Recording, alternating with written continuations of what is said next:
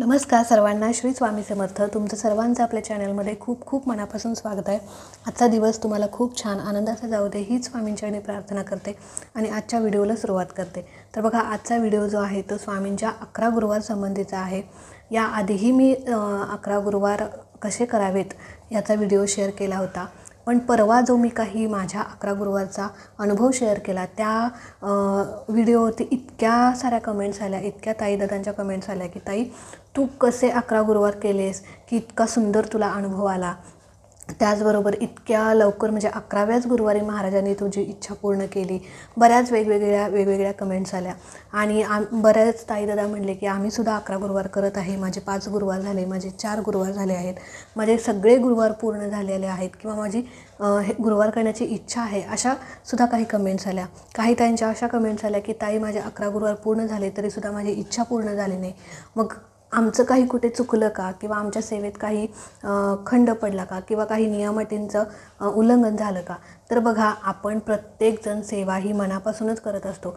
तू कशा प्रकारे गुरुवार केलीस ते आम्हाला सांग, आणि इतका सुंदर तुला अनुभव आला. तर बघा, मी कशा प्रकारे गुरुवार केले, मी काही जगावेगळी नाही. जे काही नियम आहेत, ज्या काही अटी आहेत, त्या अटींचं पालन करूनच आहे त्या पद्धतीनेच मी स्वामींचे 11 गुरुवार केले. पण बघा, प्रत्येकाचं म्हणतो ना की भोग असतात आणि महाराजांची इच्छा असते. महाराजांच्यावर सगळं डिपेंड असतं की कधी कुणाला कोणती गोष्ट द्यायची, कधी कुणाला अनुभव द्यायचा, कधी कुणाला प्रचिती द्यायची, हे सगळं महाराज बघत असतात. म्हणून माझे 11 गुरुवार पूर्ण झाले म्हणून लगेच मला अनुभव आलाच पाहिजे असं अजिबात नसतं. आपल्या कर्मानुसार, आपल्या भोगानुसार आपल्याला फळ मिळत असतं. कधी कुणाला लवकर मिळतं, कधी कुणाला उशिरा मिळतं, पण अपेक्षेपेक्षा चांगलंच मिळतं हे लक्षात ठेवा. तर आता 11 गुरुवार कसे करायचे बघा, मी ज्या पद्धतीने केले, अगदी बारीक सारीक गोष्ट. बघा, सेवा करत असताना कधी कधी अशा चुकासुद्धा आपल्या हातून घडतात, ज्या चुका आपल्या हातून घडल्या नाही पाहिजेत आणि कुठेतरी मग त्या नियमांचं उल्लंघन होतं किंवा त्या चुका आपल्या हातून होतात आणि कुठेतरी मग आपल्याला अनुभव येत नाही किंवा अनुभव यायला उशीर होतो, अशा गोष्टी घडत असतात. तर बघा, मी कशा पद्धतीने केले. तर आता व्हिडिओ थोडा मोठा होईल. बघा, स्वामींचे 11 गुरुवार अगदी संकल्पापासून ते उद्यापनापर्यंत अगदी सगळी बारीक सारीक गोष्ट मी या व्हिडिओमध्ये तुमच्यासोबत शेअर करणार आहे. त्या म्हणजे कोणताच प्रश्न तुम्हाला मनामध्ये राहणार नाही. तर अगदी व्हिडिओ थोडासा मोठा होईल, पण तुमचे ज्या काही प्रश्न होते त्या सगळ्या प्रश्नांची उत्तरं मी या व्हिडिओमध्ये देणार आहे. संकल्पापासून ते उद्यापनापर्यंत पूजा, मांडणी, उपवास, सगळं काही, अभिषेक, सगळं काही मी सांगणार आहे. तर व्हिडिओ शेवटपर्यंत बघा, म्हणजे तुम्हाला तुमच्या सगळ्या प्रश्नांची उत्तरं मिळतील. तर बघा, आता 11 गुरुवार कधीपासून चालू करायचे. बघा, ज्या दिवशी तुमच्या मनात विचार आला की मला ही स्वामींची सेवा करायची, आता हीच सेवा काय, कोणतीही सेवा, ज्या दिवशी तुमच्या मनात विचार आला ना मला ही सेवा करायची, त्याच दिवशीपासून तो दिवस शुभ दिवस असतो, लक्षात घ्या. आणि सेवा करणं ही सेवा करून घेणं ही महाराजांची इच्छा असते. तुमच्या मनात विचार आला, ती महाराजांची इच्छा आहे, लक्षात घ्या. महाराजांना तुमच्याकडून सेवा करून घ्यायची आहे आणि म्हणूनच तो विचार तुमच्या मनात आला. इथून पुढे आपलं सगळं चांगलंच होणार आहे हे लक्षात घ्यायचं आणि त्याच दिवशीपासून सुरुवात करायची. मग ही सेवा असो किंवा कोणतीही सेवा असो, नाहीतर हा महिना चांगला नाही, तो महिना चांगला नाही, बघा असं काही नसतं. प्रत्येक दिवस हा शुभ दिवसच आहे, प्रत्येक दिवस हा चांगला दिवसच आहे. आणि ज्या दिवशी आपल्या मनात विचार आला ना की मला ही सेवा, तो दिवस शुभ दिवसच आहे, लक्षात घ्या. तर आता 11 गुरुवार करण्याआधी तुम्हाला कोणत्याही महिन्यात तुम्ही चालू करू शकता. ह्या महिन्यात चालू करू शकता, पुढच्या महिन्यात चालू करू शकता, पुढल्या गुरुवारी चालू करू शकता. तर गुरुवारच्या दिवशी, ज्या गुरुवारपासून तुम्ही चालू करणार आहे त्याच्या आदल्या दिवशी तुम्हाला स्वामींच्या केंद्रात, मठात जायचं आहे. आता इथून पुढे सगळी व्यवस्थित व्हिडिओ ऐका, जेणेकरून तुम्हाला सगळ्या प्रश्नांची उत्तरे मिळतील. बघा, आदल्या दिवशी तुम्हाला काय करायचं, स्वामींच्या केंद्रात, मठात जायचं. तिथे जाताना नारळ, खडीसाखर, फूल, अगरबत्ती या सगळ्या गोष्टी घेऊन जायच्या. तिथे महाराजांच्या समोर त्या सगळ्या गोष्टी अर्पण करायच्या, नारळ वगैरे. महाराजांना प्रार्थना करायची की मी ह्या गोष्टीसाठी किंवा ही इच्छा पूर्ण होण्यासाठी किंवा माझं हे काम होण्यासाठी मी आपले 11 गुरुवारची सेवा उद्यापासून चालू करत आहे आणि ही सेवा माझ्याकडून पूर्णपणे निर्विघ्नपणे होऊ दे, पूर्ण होऊ दे. ही सेवा माझ्याकडून करून घ्या तुम्ही आणि माझी इच्छासुद्धा पूर्ण होऊ दे, अशी महाराजांना तुम्ही प्रार्थना करायची आहे मनापासून. आणि ते नारळ, खडीसाखर तिथेच ठेवायचा, महाराजांना मुजरा करायचा आणि तुम्ही घरी यायचं. हा काही संकल्प नाही, ही महाराजांना जाऊन त्यांच्या स्थानावर जाऊन तिथे त्यांना विनंती करायची, प्रार्थना करायची.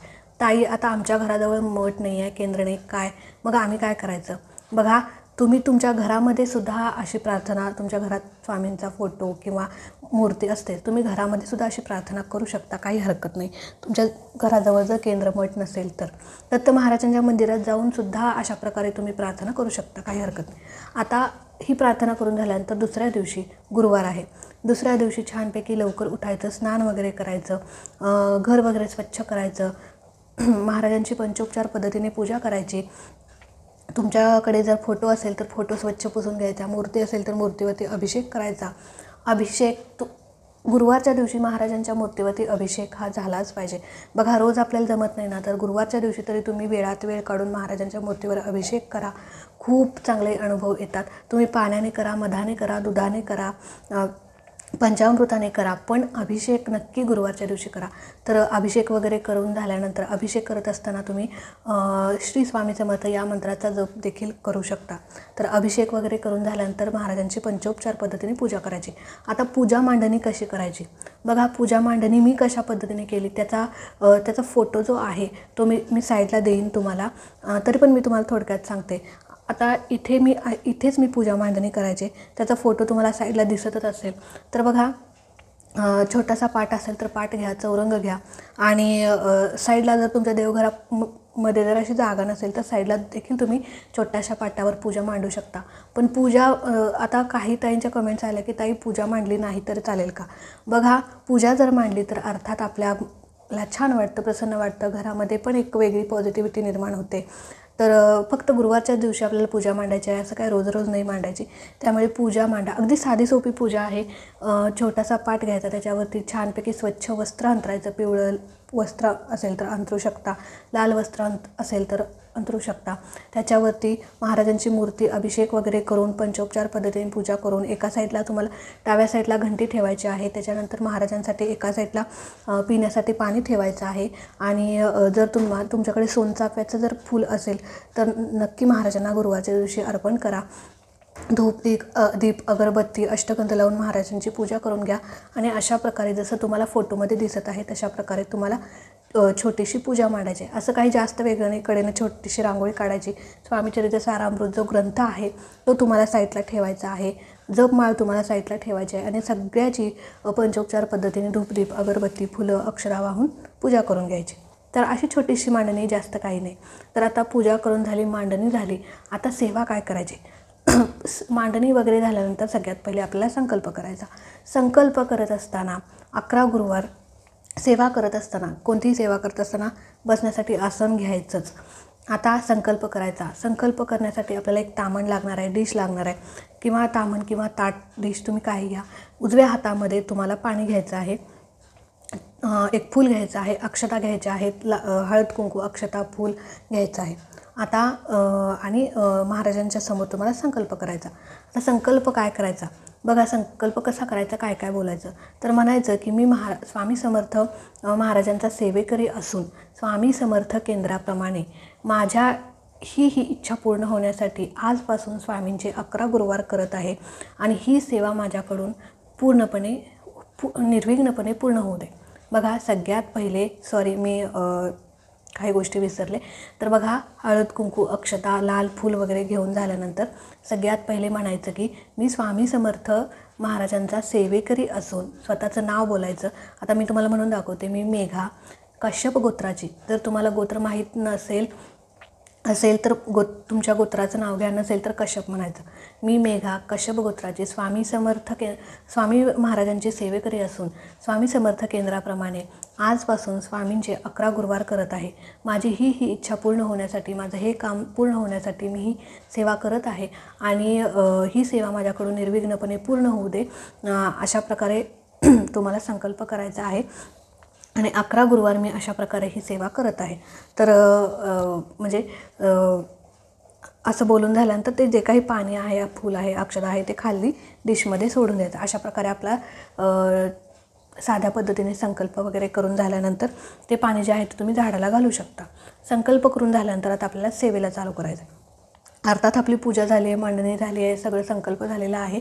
आता सेवा काय करायची, उपवास वगैरे नियम अटी सगळे मी तुम्हाला शेवटी सांगेन. आता सेवा काय करायची, सेवा काय करायची तर बघा, हा स्वामीचरित्र सारामृत जो ग्रंथ आहे तो तुमच्याकडे असलाच पाहिजे. तर हा स्वामीचरित्र सारामृत जो ग्रंथ आहे त्याचं तुम्हाला एक पारायण करायचं आहे. बघा हा ग्रंथ अर्थात प्रत्येक स्वामी भक्ताकडे हा ग्रंथ असणारच आहे आणि असलाच पाहिजे. या ग्रंथाने अनेकांच्या, माझ्यासोबतच अनेकांच्या आयुष्याचं सोनं झालेलं आहे. इतका प्रभावी आणि इतका ताकदवार हा ग्रंथ आहे. या ग्रंथाची शब्दात पण मांडणी होऊ शकत नाही, इतका प्रभावी ग्रंथ आहे. तर याचं तुम्हाला एक पारायण करायचं आहे. आता सेवा करत असताना, सेवा तुम्ही एकाच बैठकीत केली तर अतिशय उत्तम. पण तुम्हाला काही मेडिकल इश्यू असतील, हेल्थ म्हणजे आरोग्याविषयी काही इश्यू असतील, म्हणजे एकसारखं तुम्हाला बसायला जमत नसेल तर तुम्ही टप्प्याटप्प्याने देखील सेवा करू शकता, काही हरकत नाही. आता सेवा काय करायची तर ह्या ग्रंथामध्ये 1 ते 21 अध्याय आहेत. तर 1 ते 21 अध्यायाचं तुम्हाला पूर्ण पठण करायचं आहे, म्हणजे हा पूर्ण ग्रंथ तुम्हाला वाचायचा आहे. आता ग्रंथ वाचून झाल्यानंतर सगळ्यात पहिले ग्रंथ वाचायचा. ग्रंथ वाचून झाल्यानंतर 11 माळी श्री स्वामी समर्थ मंत्राचा जप करायचा. त्यानंतर तारक मंत्र 11 वेळा म्हणायचा. 11 वेळा म्हणत असताना तुम्हाला एक पाण्याचा ग्लास घ्यायचा आहे, त्याच्यावरती उजवा हात ठेवायचा आहे आणि मग तारक मंत्र म्हणायचा आहे. ते पाणी जे आहे ते तुम्ही स्वतः ग्रहण करायचं आहे किंवा घरामध्ये पण तुम्ही सगळ्यांना देऊ शकता. पण ही सेवा जी आहे ते तुम्ही स्वतःसाठी करताय किंवा तुमची एखादी इच्छा पूर्ण होण्यासाठी करताय, तुमच्यात काही बदल होण्यासाठी, तुमच्या आयुष्यामध्ये बदल होण्यासाठी ती सेवा करताय, तर ते पाणी तुम्ही स्वतः ग्रहण करायचं आहे. तर बघा सेवा काय करायची, सगळ्यात पहिले मी सांगितलं की हा ग्रंथाचं एक पारायण करायचं आहे. सेवा तुम्ही टप्प्याटप्प्याने करू शकता. 10 अध्याय सकाळी आणि 10 अध्याय संध्याकाळी वाचलं तरी चालेल, पण एकाच बैठकीत जर केलं तर अतिशय उत्तम. कारण जास्त काही वेळ लागत नाही, अगदी हा अर्धा पाऊण तास लागतो. तर हे एक पारायण तुम्हाला करायचं. 11 माळी श्री स्वामी समर्थ मंत्राचा जप करायचा. 11च माळी करायचा. ताई 1 करू का 2 करू का नाही, जेवढी सेवा आहे तेवढी आपल्या हातून घडलीच पाहिजे. बघा सेवा करत असताना आपण कंजूशी करतो, पण आपल्याला महाराजांच्याकडं सगळं भरभरून हवं असतं, पण सेवेत आपण कंजूशी करतो. तर ही सुद्धा एक महत्त्वाची चूक असते आपल्याकडून जी होत असते, ती झाली नाही पाहिजे नाही. तर बघा 11च माळी श्री स्वामी समर्थ मंत्राच्या करायच्या आहेत. 11 वेळा तारक मंत्र म्हणायचा आहे आणि त्यानंतर महाराजांची आरती करायची आहे. आरती तुम्ही कोणतीही करू शकता. भूपाळी आरती, ज्या 3-4 आपल्या महाराजांच्या नित्यसेवेच्या पुस्तकामध्ये आरती आहे, ती आरती तुम्हाला करायची आहे. आरती झाल्यानंतर महाराजांना नैवेद्य दाखवायचा. नैवेद्य तुम्ही काहीही दाखवू शकता, साखर, खडीसाखर, फळाचा, किंवा तुमच्या घरात जर जेवण बनलं असेल सकाळी लवकर तर जेवणाचा सुद्धा तुम्ही नैवेद्य दाखवू शकता. भात, वरण, भाजी, पोळी, पण गोडाचा, साखरेचा, लाडू, काही तुम्ही खिरीचा नैवेद्य तुम्ही दाखवू शकता तुमच्या घरात जे असेल ते. असं काही नाही की हाच नैवेद्य दाखवला पाहिजे तोच नाही, असं नाही. तुम्ही काही नैवेद्य दाखवू शकता आरती झाल्यावर. तर अशा प्रकारे तुम्हाला सेवा, मांडणी, संकल्प आत्तापर्यंत आपण माहिती बघितली, अशा प्रकारे इथंपर्यंत सगळं करायचं आहे. आता नियम अटी आपण बघूया. बघा नियम आणि अटी काय आहेत, तर नियम अटी काही नाहीत, जास्त काही नाहीत बघा, पण त्या पाळल्याच गेल्या पाहिजेत. जास्त नसल्या तरी जेवढ्या आहेत त्या पाळल्याच गेल्या पाहिजेत. सगळ्यात पहिले मांसाहार कडकडीत वर्ज्य. जोपर्यंत तुमचे 11 गुरुवार पूर्ण होत नाहीत तोपर्यंत तुम्ही मांसाहार कडकडीत वर्ज्य करायचा आहे. त्यानंतर ब्रह्मचर्या पाळायची का, तर ब्रह्मचर्या पाळायची गरज नाही. कधी कधी आपण संतती प्राप्तीसाठी सुद्धा ही सेवा करत असतो, तर ब्रह्मचर्याचं पालन म्हणजे करण्याची गरज नाही. या सेवेला असा काही ब्रह्मचर्याची अट पाळावा अशी अट नाही. तर ह्याच्यावरती सुद्धा एक ताईंची कमेंट आली की ताई 11 गुरुवार होईपर्यंत ब्रह्मचर्या पाळायची का, तर असं अजिबात नाही. पण मांसाहार कडकडीत वर्ज्यच करायचा, कडकडीत वर्ज्यच करायचा. ताई आमच्या घरामध्ये आणलं तर चालेल का, बघा तुमच्या घरामध्ये म्हणजे आणत असतील, कधी कधी आपण दुसऱ्याचा स्वभाव नाही बदलू शकत, दुसऱ्याला जबरदस्ती नाही करू शकत की मी खात नाही तर तू पण खायचं नाही. बघा असं पण आपण करू शकत नाही. त्यांना आणायचं असलं आणू दे, खाऊ दे, काही करू दे. महाराज त्यांच्याकडे बघून घेतील, त्यांना त्याच्यापासून कसं वंचित ठेवायचं, लांब ठेवायचं हे महाराज बघून घेतील. फक्त आपण आपलं काम करत राहायचं. ते आणत असले आणू देत, खाऊ देत, पण गुरुवारच्या दिवशी तुमच्या घरात मांसाहार झाला नाही पाहिजे. इतर वेळी ठीक आहे, पण गुरुवारच्या दिवशी अजिबात मांसाहार घरात आणू नये किंवा करू नये, करायचाच नाही. तर मांसाहार कडकडीत वर्ज्य, त्याच्यानंतर परान्न वर्ज्य. जोपर्यंत तुमचे 11 गुरुवार होत नाही तोपर्यंत कडकडीत तुम्ही लक्षात ठेवून परान्न वर्ज्य करा. गुरुमाऊलीसुद्धा सांगतात की जी सेवा आपण करतो आहे ना, ती सेवेचा 100% आपल्याला अनुभव येण्यासाठी सगळ्यात महत्त्वाची गोष्ट म्हणजे परान्न ज्यावेळी आपण घेत असतो त्यावेळी आपल्याला त्याचे दोष लागत असतात, आपली सेवा कुठेतरी खंडित होत असते, म्हणून केलेल्या सेवेचं फळ आपल्याला पूर्ण मिळत नाही. ही चूक जर तुम्ही केला असाल तर, आणि बघा मला काही कमेंट्स आले की ते मला अनुभव आला नाही, तुम्ही जर आठवून बघा, तुम्ही ज्यावेळी 11 गुरुवार चालू होते किंवा कोणतीही सेवा चालू असताना तुम्ही परान्न घेतलं का? ज्यावेळी आपण परान्न खरंच घेत असतो त्यावेळी त्यांचे दोष आपल्याला लागत असतात आणि आपण जी सेवा करत असतो ती खंडित होते, ती देवापर्यंत पोहोचत नाही, ते दोष आपल्याला लागू होतात. म्हणून सेवा पूर्ण होईपर्यंत अजिबात तुम्ही परान्न खायचं नाही. आणि जर चुकून एखाद्या वेळेस खायला लागलं, काहीच पर्याय नाही आहे, तर तुम्ही 3 वेळा गायत्री मंत्र बोलायचा, त्यानंतर परान्न ते खाऊ शकता. पण कडकडीत परान्न वर्ज्य करायचं, कडकडीत मांसाहार वर्ज्य करायचं, ब्रह्मचर्या पाळायची गरज नाही.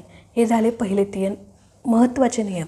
त्यानंतर ताई आता मध्येच पिरियड्स आले, 4 गुरुवार झालेत आणि पिरियड्स आले, मासिक धर्म आला, सुतक आलं, विटाळ आलं, तर काय करायचं? बघा, 4 गुरुवार झालेत ना, 5व्या गुरुवारी तुम्हाला मासिक धर्म आला आहे तर तो गुरुवार तुम्ही स्किप करायचा, पुढच्या गुरुवारपासून परत 5व्या गुरुवारला चालू करायचं. 4 गुरुवार झालेत, मध्येच पिरियड्स आले, तो स्किप करायचा आणि पुढचा जो गुरुवार येणार असेल तो तुमचा 5वा गुरुवार असेल, परत नव्याने चालू करायची गरज नाही. सुतक विटाळलासुद्धा हेच नियम आहेत. तर हे झालं नियम. त्यानंतरचं, ताई आम्ही बाहेरगावी जातो आहे किंवा मला बाहेरगावी जावं लागणार आहे किंवा मी माहेरी जाणार आहे 15 दिवस किंवा महिनाभर माहेरी जाणार आहे, मग तिथे 11 गुरुवार केले तर चालतील का? नाही, तुम्ही सेवा करू शकता, पण तिथे जाऊन तुम्ही जी सेवा केलेली आहे, जे गुरुवार केलेले आहेत ते काउंट करायचे नाहीत. ज्या घरामध्ये जिथे तुम्ही संकल्प केला आहे तिथेच तुमचे 11 गुरुवार पूर्ण झाले पाहिजेत. हे झालं.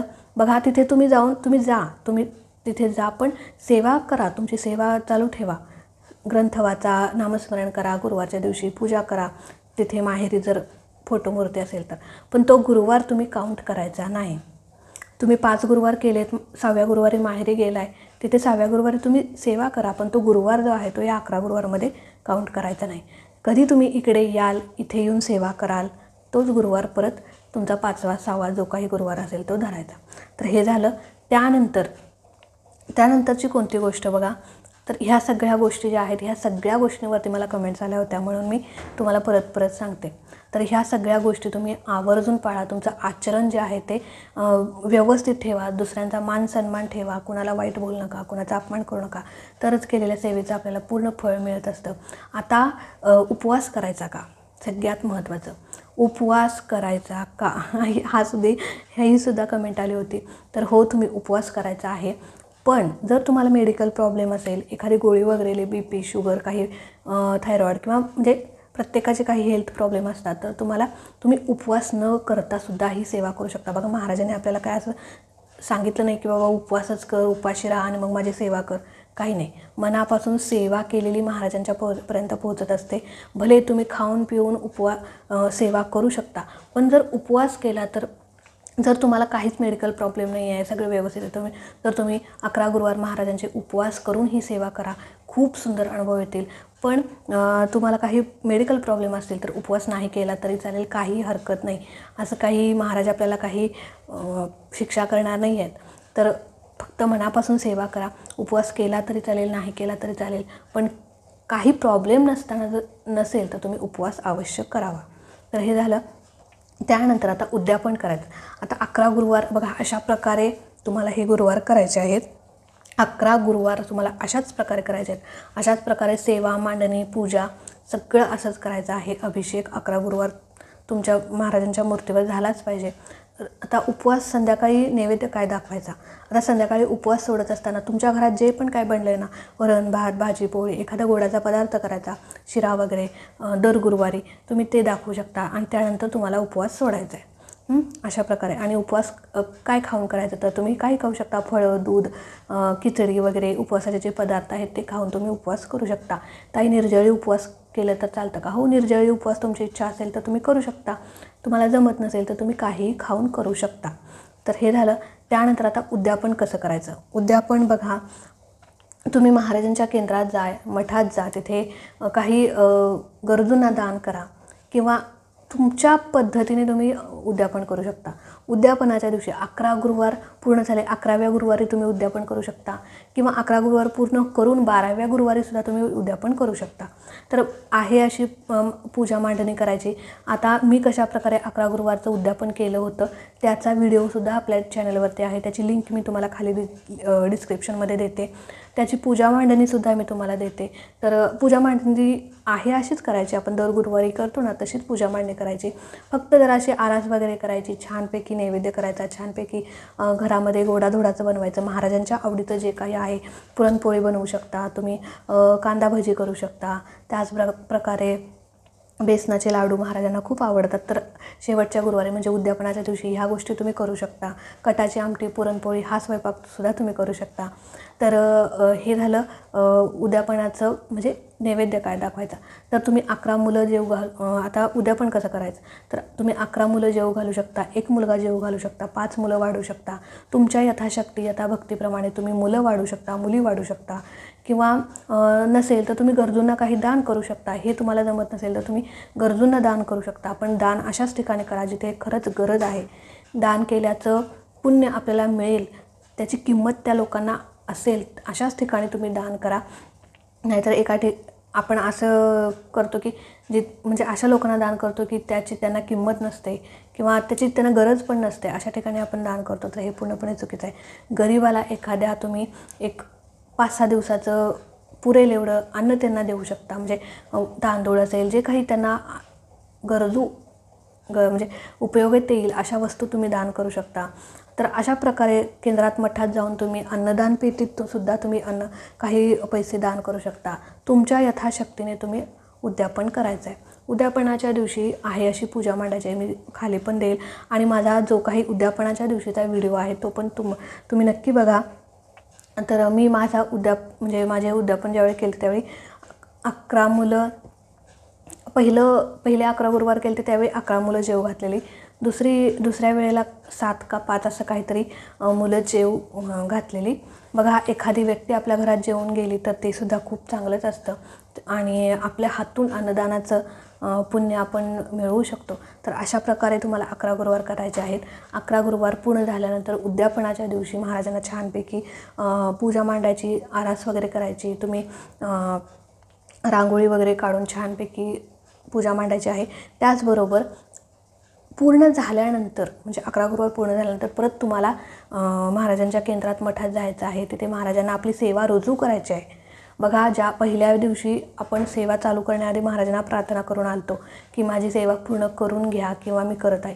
पण आता महाराजांनी सेवा पूर्ण करून घेतलेली आहे, तर तिथे जाऊन परत तुम्ही महाराजांना सांगायचं आहे की म्हणजे आपली सेवा तिथे रुजू करून यायची आहे की मी माझे 11 गुरुवार पूर्ण झालेले आहेत आणि मला म्हणजे मनासारखी गोष्टसुद्धा माझी घडली, मला अनुभव आला, प्रचिती आली. जरी तुम्हाला अनुभव नाही आला तरीसुद्धा नाराज व्हायचं नाही. बघा, महाराजांना माहीत असतं की याला कधी द्यायचं, कुठे कोणत्या वेळी द्यायचं किंवा ह्याची इच्छा कधी पूर्ण करायची हे सगळं महाराजांना माहीत असतं. म्हणून अनुभव आला नाही म्हणून लगेच नाराज व्हायचं नाही. आणि आला तरीसुद्धा सेवा अर्धवटमध्ये सोडायची नाही, सेवा आपली पूर्ण करायची. सेवा पूर्ण झाल्यानंतर तुम्हाला केंद्रात मठात जाऊन तिथे महाराजांना सांगून यायचं की मी सेवा माझ्या हातून पूर्ण झाली, तुम्ही पूर्ण करून घेतला आणि असाच तुमचा आशीर्वाद माझ्या पाठीशी कायम असू दे, तुमची कृपा माझ्या घरावरती, परिवारावरती असू दे, अशी महाराजांना प्रार्थना करायची, विनंती करायची आणि आपली सेवा रुजू करून यायची. तर अशाच प्रकारे तुम्हाला 11 गुरुवार करायचे आहेत. आणि मी सुद्धा अशाच प्रकारे 11 गुरुवार केले होते. आणि अजूनही एक गोष्ट मी यामध्ये सांगितलेली आहे. अजूनही तुमचे काही प्रश्न असतील तर तुम्ही नक्की विचारू शकता. तर आजचा व्हिडिओ जो आहे तो इथेच एंड करते. खूप मोठा व्हिडिओ झालेला आहे. तर आवडला असेल तर नक्कीच लाईक करा, शेअर करा. आपल्या चॅनलवरती तुम्ही नवीन असाल तर चॅनलला सबस्क्राईब नक्की करा. भेटूया अशाच एका नवीन व्हिडिओसोबत, नवीन सेवेसोबत. तोपर्यंत खुश राहा, आनंदी राहा आणि सगळ्यात महत्त्वाचं महाराजांची सेवा करत राहा. श्री स्वामी समर्थ.